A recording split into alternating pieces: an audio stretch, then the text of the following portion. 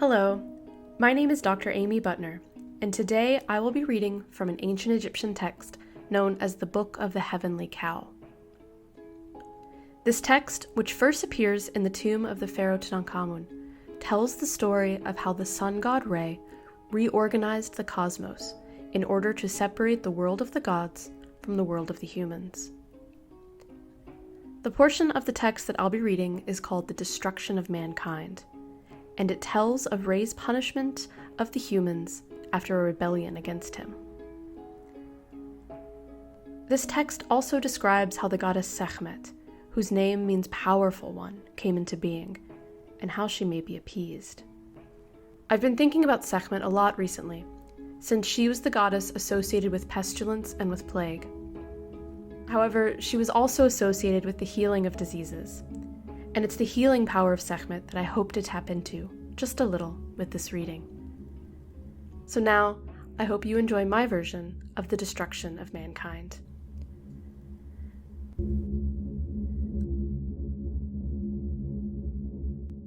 After the sun god Re, the self-created one, had become king of men and gods together, it happened.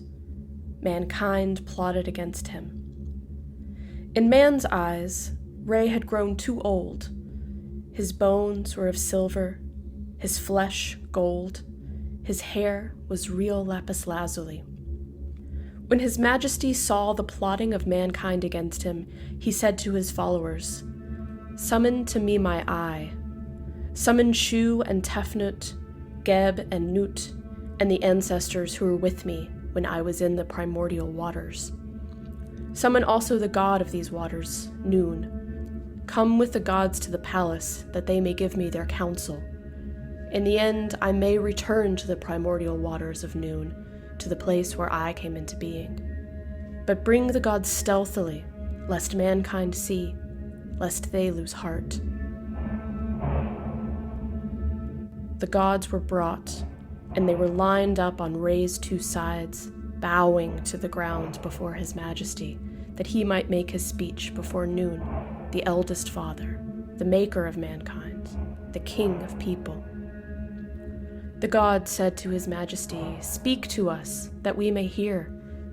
Then Re said, "O eldest god, Nun, in whom I came into being, and you, ancestor gods, look, mankind, which issued from my eye, is plotting against me.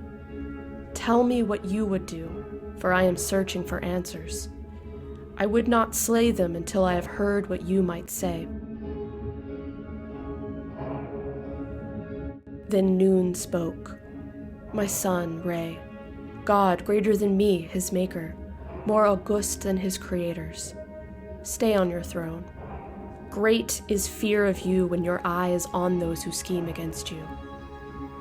And Re said, "Look, mankind is fleeing to the desert, their hearts fearful that I might speak to them." And the gods said to Re, "Let your eye go and smite them for you, those schemers of evil. None is more able to smite them for you than Hathor. May she go down as your eye." So Re sent the goddess to slay mankind in the desert.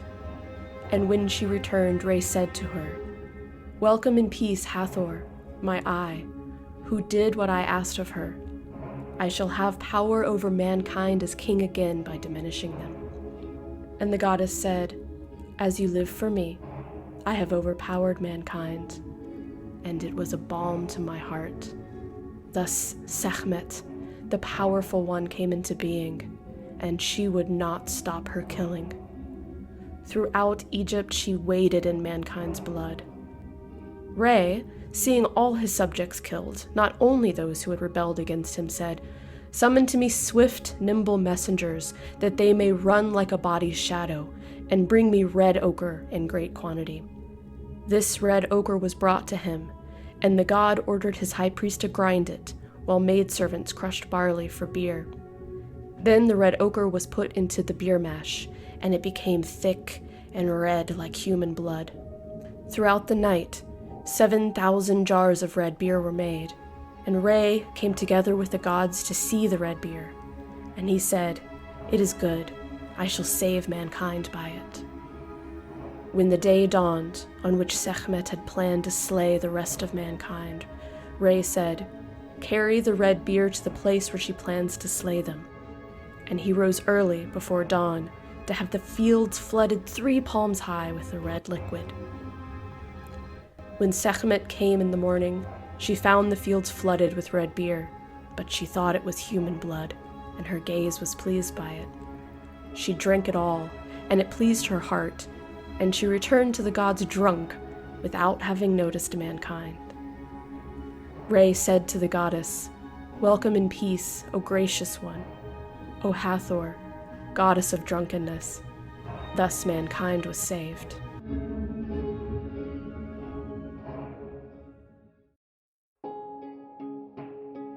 I have based my translation on Miriam Lichtheim's book, Ancient Egyptian Literature, Volume 2, The New Kingdom. However, I've taken quite a few poetic liberties with the text, sometimes for the sake of clarity, sometimes for more natural-sounding English, and sometimes just for dramatic effect. If you liked this video, please let me know in the comments, and don't forget to subscribe. My name is Dr. Amy Butner. Thank you for listening.